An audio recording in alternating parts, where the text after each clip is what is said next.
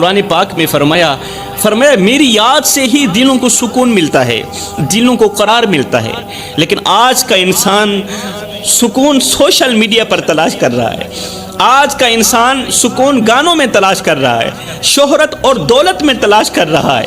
کتنے نوجوان ایسے ہیں جنہیں یاد ہی نہیں کہ آخری بار اللہ کا نام کب لیا تھا، جنہیں یاد ہی نہیں کہ آخری بار اللہ کے حضور اپنا سر کب جھکایا تھا، جنہیں یاد ہی نہیں کہ آخری بار نماز کب پڑھی تھی، اللہ کو راضی کب کیا تھا، نیکی والا کام کب کیا تھا۔ یہ وہ نوجوان ہیں جن کی دعاؤں میں دنیا ہے، رب نہیں ہے، ان کی دعاؤں میں پیسہ ہے، اللہ نہیں ہے، جن کے دل خوف خدا سے خالی ہیں، جن کی راتیں بے حیائی کی نظر ہو چکی ہیں اور ان کے دن نیند میں گزر جاتے ہیں، راتیں غفلت میں گزر جاتی ہیں۔ جوانوں، رمضان میں جو تھوڑی سی روشنی ہمارے دلوں میں آئی تھی، کیا ہم اسے بجھنے دیں گے؟ اللہ فرماتا ہے شیطان تمہارا کھلا دشمن ہے، اسے دشمن ہی سمجھو، اسے اپنا دوست مت سمجھو، شیطان تمہارا کھلا دشمن ہے۔ ان الشیطان للانسان عدو مبین، لیکن ہم نے تو شیطان کو اپنا دوست بنا لیا ہے، شیطان کی باتوں پر چلنا اپنی آزادی سمجھ بیٹھے ہیں، اللہ کو بھلا دیا، شیطان کو اپنا دوست بنا لیا۔ ابھی ہم خود کو مسلمان بھی کہتے ہیں، ابھی ہم نے جنت کی امید بھی لگائی ہوئی ہے۔ میرے نبی نے فرمایا جس نے رمضان پایا اور پھر بھی بخشا نہ گیا وہ ہلاک ہو گیا، تباہ ہو گیا۔ سوچو یہ کتنا بڑا اعلان ہے جوانوں، ایک ایسا مہینہ جس میں ہر نیکی کا اجر بڑھا دیا جاتا ہے، ایک ایسی رات جس کی عبادت ہزاروں مہینوں سے بہتر ہے، اس کے باوجود بھی اگر کسی کی مغفرت نہ ہو سکے تو اس کی بدبختی پر افسوس ہی کیا جا سکتا ہے۔ ایک دن میرے رسول کریم صلی اللہ علیہ وسلم نے منبر کی پہلی سیڑھی پر قدم رکھا تو فرمایا ہلاک ہو جائے وہ شخص جس نے رمضان کا مہینہ پایا اور پھر بھی اپنی مغفرت نہ کروا سکا۔ پہلی سیڑھی پر قدم رکھا، فرمایا آمین، دوسری سیڑھی پر قدم رکھا، فرمایا آمین، تیسری سیڑھی پر قدم رکھا، فرمایا آمین۔ صحابہ کرام نے پوچھا یا رسول اللہ خیریت تو تھی، وجہ کیا تھی؟ پہلی سیڑھی پر قدم رکھا، آمین کہنے کی وجہ کیا تھی؟ میرے رسول کریم نے فرمایا جبریل میرے پاس آئے، یا رسول اللہ اللہ فرما رہا ہے ہلاک ہو جائے وہ شخص جس نے رمضان کا مہینہ پایا اور پھر بھی اپنی مغفرت نہ کروا سکا۔ جب میں پہلی سیڑھی پر قدم رکھ رہا تھا نا تو فرشتہ جبریل مجھے کہہ رہا تھا اے اللہ کے نبی، اللہ فرما رہا ہے ہلاک ہو جائے وہ شخص جس نے رمضان کا مہینہ پایا اور پھر بھی اپنی مغفرت نہ کروا سکا۔ میں نے کہا آمین۔ جب میں نے دوسری سیڑھی پر قدم رکھا تو فرشتے نے کہا ہلاک ہو جائے وہ شخص جس کے سامنے میرا نام لیا جائے، رسول کریم کا، جناب حضرت محمد مصطفیٰ صلی اللہ علیہ وسلم کا نام لیا جائے، اللہ کے محبوب کا نام لیا جائے اور وہ درود پاک نہ پڑھے، ہلاک ہو گیا وہ شخص۔ رسول کریم فرماتے ہیں دوسری سیڑھی پر قدم رکھتے ہوئے میں نے کہا آمین۔ پھر جب تیسری سیڑھی پر قدم رکھا تو جبریل نے کہا یا رسول اللہ اللہ فرما رہا ہے ہلاک ہو جائے وہ شخص جس کے ماں باپ دونوں یا ان میں سے کوئی ایک بڑھاپے کو پہنچے اور وہ ماں باپ کی خدمت کر کے جنت نہ حاصل کر سکے۔ ہلاک ہو جائے وہ شخص جو نوجوان اپنی زندگی میں ماں کا بڑھاپا پائے یا باپ کا بڑھاپا پائے، اگر اس کی خدمت کر کے جنت حاصل نہ کر سکے تو ہلاک ہو گیا وہ شخص۔ میں نے کہا آمین۔ یہ الفاظ سن کر صحابہ کرام کے دل کانپ اٹھے، صحابہ کے دل کانپ اٹھے، لیکن آج ہمارے دل پر کوئی اثر نہیں ہوتا۔ آج ہمارے سامنے قرآن کی آیات پڑھی جاتی ہیں، احادیث سنائی جاتی ہیں، لیکن دل پتھر سے بھی زیادہ سخت ہو چکے ہیں اور یہ بدبخت دل نرم بھی نہیں ہو رہے۔ میرے رسول کریم نے ایک نسخہ دیا تھا، فرمایا اگر دل پتھر بن جائیں تو تلاوت قرآن کر لیا کرو، اگر دل پتھر بن جائیں تو تلاوت قرآن کر لیا کرو، اگر دلوں پر زنگ چڑھ جائے تو قرات قرآن کر لیا کرو۔ فرمایا تم کہتے ہو برتنوں تک ہاتھ پہنچ جاتا ہے، دلوں تک ہاتھ نہیں جاتا، دل کیسے صاف کریں؟ برتن گندے ہو جائیں تو ہاتھوں سے صاف کر لیتے ہیں کیونکہ برتنوں تک ہاتھ پہنچ جاتا ہے، دلوں تک ہاتھ تو نہیں جاتا، دل کیسے صاف کریں؟ میرے رسول کریم نے فرمایا میری امت قرآن کی طاقت کو سمجھ جاؤ، قرآن کی قوت کو سمجھ جاؤ۔ فرمایا جس جگہ مومن کا ہاتھ نہ پہنچے وہاں میں محمد کا قرآن پہنچ جاتا ہے۔ اللہ اکبر۔ اے نوجوان، یہ سوچ کے رمضان جا رہا ہے لیکن تیری آنکھوں سے ایک آنسو بھی نہیں نکلا، رمضان جا رہا ہے مگر تیری آنکھوں سے ایک آنسو بھی نہیں نکلا، تیرا دل ابھی تک نہیں لرزا، تیرا دل گواہی دے رہا ہے کہ تو ابھی تک اللہ کی طرف واپس نہیں آیا۔ جب میرے نبی نے اتنا سخت اعلان فرمایا تو ہم کس گمان میں جی رہے ہیں میرے بھائیو؟ ہم تو گناہوں میں ڈوبے ہوئے ہیں اور سوچتے ہیں کہ معافی مل جائے گی۔ بے شک اللہ کی رحمت بہت وسیع ہے، لیکن اس کی پکڑ بھی بہت سخت ہے، شدید ہے۔ اے نوجوان، تو قوم کا سرمایہ ہے، امت کی امید ہے، لیکن تیری آنکھیں فحش ویڈیوز دیکھ دیکھ کر خشک ہو چکی ہیں، تیری زبان ماں باپ کے ساتھ بدتمیزی میں لگ چکی ہے، تیری انگلیاں حرام کاموں میں مصروف ہو گئی ہیں، اور تیری راتیں رب کے بجائے نفس کی غلامی میں گزر رہی ہیں، رب کے آگے جھکنے کے بجائے نفس کے آگے جھک رہی ہیں۔ تجھے رمضان نے جھنجھوڑا مسجد تک لایا، رمضان کا تجھ پر بہت بڑا احسان تھا کہ تیرے جیسے بے نمازی کو بھی مسجد تک لایا، تجھے قرآن کی تلاوت پر آمادہ کیا۔ کیا اب بھی تو دوبارہ گناہوں کی دلدل میں گر جائے گا؟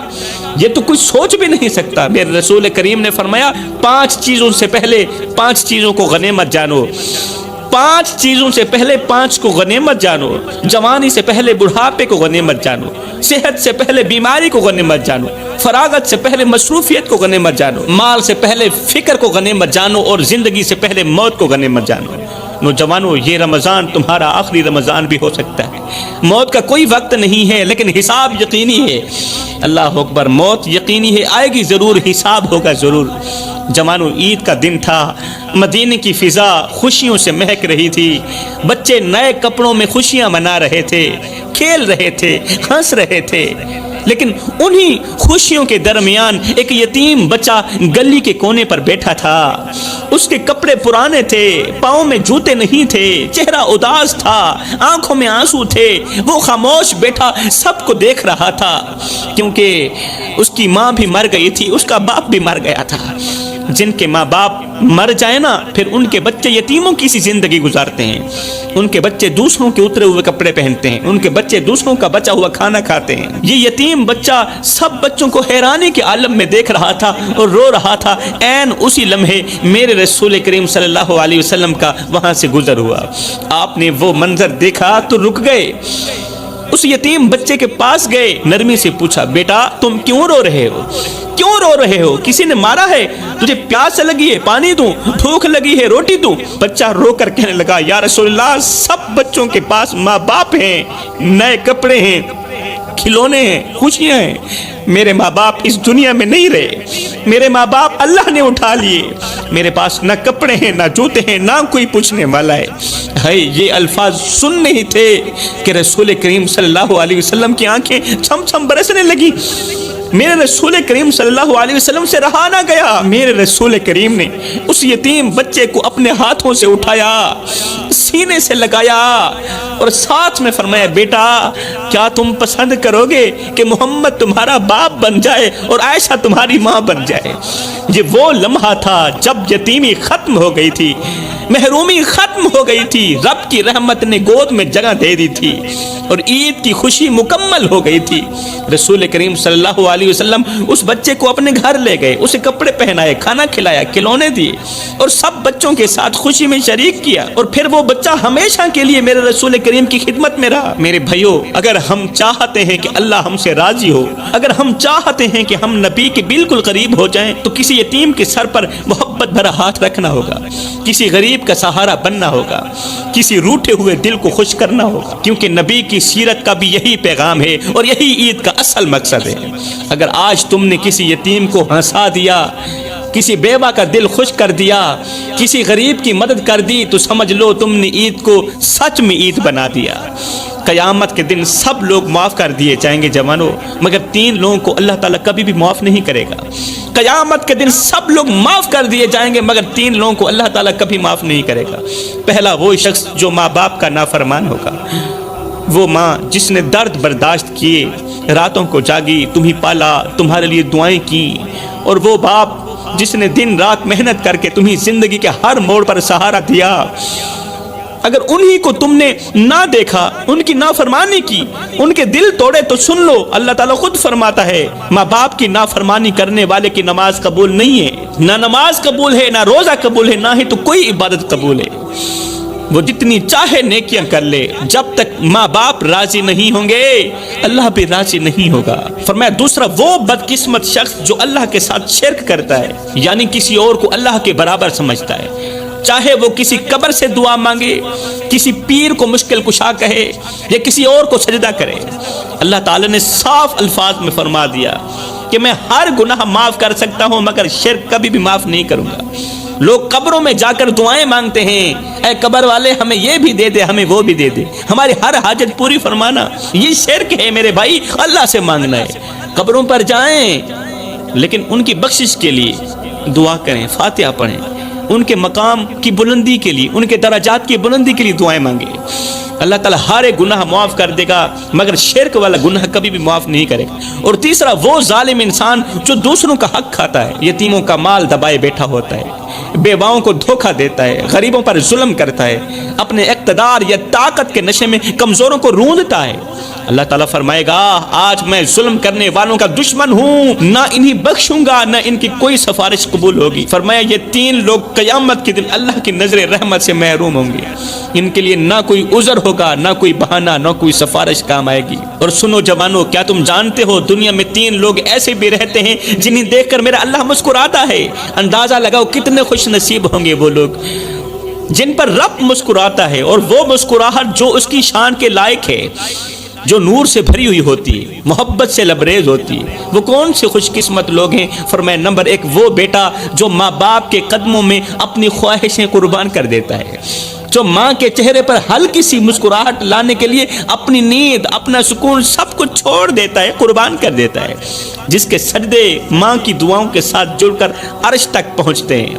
اللہ اکبر۔ فرمایا نمبر دو وہ عالم دین جو لوگوں کو اللہ سے جوڑنے میں لگا رہتا ہے، اس کو بھی اللہ تعالیٰ دیکھ کر مسکراتا ہے، جس کی زبان سے نکلے ہوئے الفاظ دلوں کو ہلا کر رکھ دیتے ہیں۔ اللہ اکبر۔ جو علم کے ذریعے روشنی پھیلاتا ہے اور دین کی اشاعت کرتا ہے، ہر وقت نبی کے دین کو پھیلانے میں لگا رہتا ہے۔ فرمایا یہ بیٹھا زمین پر ہوتا ہے، اس کا چرچا عرش بری پہ ہو رہا ہوتا ہے۔ اللہ اکبر۔ فرمایا نمبر تین وہ اللہ کا ولی جو دنیا کی رونقوں سے ہٹ کر تنہائیوں میں اپنے رب کو پکار رہا ہوتا ہے، یہ وہ ہوتا ہے جسے دیکھ کر میرا اللہ مسکرا رہا ہوتا ہے۔ جوانوں کبھی بھی ان تین لوگوں کا دل مت دکھانا، ورنہ یاد رکھنا تم مارے جاؤ گے، تم تباہ ہو جاؤ گے، کیونکہ یہ وہ لوگ ہوتے ہیں جنہوں نے اپنی ہمت سے زیادہ زخم کھائے ہوتے ہیں۔ یہ وہ لوگ ہوتے ہیں جو روز بکھرتے ہیں، روز جیتے ہیں اور کسی کو خبر تک نہیں ہونے دیتے۔ یہ وہ لوگ ہوتے ہیں جو اندر سے مر چکے ہوتے ہیں، بس کسی کی خاطر سانسیں لے رہے ہوتے ہیں۔ ان کے دل قبرستان ہوتے ہیں جہاں روز پرانے خواب دفن ہوتے ہیں۔ یہ اپنوں کے ہوتے ہوئے بھی اکیلے ہوتے ہیں۔ یہ وہ لوگ ہوتے ہیں جو روتے بھی ہیں تو انہیں تسلیاں دینے والا کوئی نہیں ہوتا۔ یہ چیختے ہیں، چلاتے ہیں، مگر انہیں حوصلے دینے والا کوئی نہیں ہوتا۔ اور جب انہیں کوئی تکلیف دیتا ہے، جب انہیں کوئی دکھ دیتا ہے تو یہ کچھ بھی نہیں کہتے، بس خاموشی سے گزر جاتے ہیں اور اپنا معاملہ اللہ کے سپرد کر دیتے ہیں۔ فرمایا نمبر ایک دنیا کے ستائے ہوئے کا کبھی دل مت دکھانا، کیونکہ یہ وہ ہوتا ہے جسے اپنوں نے پرایا کہا ہوتا ہے اور غیروں نے تماشا بنایا ہوتا ہے۔ یہ وہ شخص ہے جس نے ہر بار اپنا دامن لوگوں کو دکھایا مگر جواب میں پتھر ہی ملے، جس کو اللہ کے بندوں نے اتنا ستایا کہ یہ بیچارہ موت مانگنے پر مجبور ہو گیا۔ اے نہ ہم رہے دل لگانے کے قابل، نہ دل رہا غم اٹھانے کے قابل۔ ربا تیرے بندوں نے دیے اتنے غم، چھوڑا نہ ہمیں مسکرانے کے قابل۔ جوانوں یاد رکھنا جس کا کوئی نہیں ہوتا نا اس کا رب ضرور ہوتا ہے، اور رب کے قریب اگر کسی کا درد سب سے اونچا ہوتا ہے تو وہ دنیا کے ستائے ہوئے کا ہوتا ہے۔ جو دنیا کا ستایا ہوا ہوتا ہے نا اس کا جو درد ہوتا ہے وہ اللہ کے ہاں سب سے اونچا ہوتا ہے۔ فرمایا دوسرا وہ زندہ لاش جو اولاد کے ہوتے ہوئے بھی بے اولاد ہے، جس نے اپنی جوانی اولاد کے نام قربان کر دی مگر آج بڑھاپے میں اس کے آنسو پوچھنے والا کوئی نہیں ہے۔ جوانوں ایسے شخص کا دل بھی نہ دکھانا، کیونکہ وہ مرنے سے پہلے کئی کئی بار مر چکا ہوتا ہے، اولاد کے ہاتھوں مر چکا ہوتا ہے، اولاد نے اس کا جینا حرام کر دیا، اولاد نے اسے مرنے سے پہلے مار دیا، اولاد نے اسے در در کی ٹھوکریں کھانے پر مجبور کر دیا۔ فرمایا نمبر 3، جس نے مشکل وقت میں تمہارا ساتھ دیا ہو، ایسے شخص کا دل بھی مت دکھانا۔ وہ جو تمہارے ہر زخم پر مرہم بن کر آیا تھا، اگر آج تمہاری وجہ سے وہ زخمی ہو گیا تو یاد رکھنا اس کی خاموشی تمہارے لیے قیامت بن جائے گی۔ اگر تم ان 3 لوگوں کا دل دکھاؤ گے تو یاد رکھنا تم تباہ ہو جاؤ گے، تم مارے جاؤ گے، اللہ کے غضب کا نشانہ بن جاؤ گے، اس لیے کہ اللہ کا ترازو صرف انصاف ہی تولتا ہے۔ تو جوانوں، یہ زندگی کے لمحے تمہارے اور میرے لیے غنیمت ہیں، انہی لمحوں میں کچھ کر لو، انہی لمحوں میں کچھ اکٹھا کر لو، انہی لمحوں میں خدا کی یاد اور محبت کے دیے اپنے دل میں جلا لو۔ معلوم نہیں پھر فرصت ملے نہ ملے، معلوم نہیں پھر یہ زندگی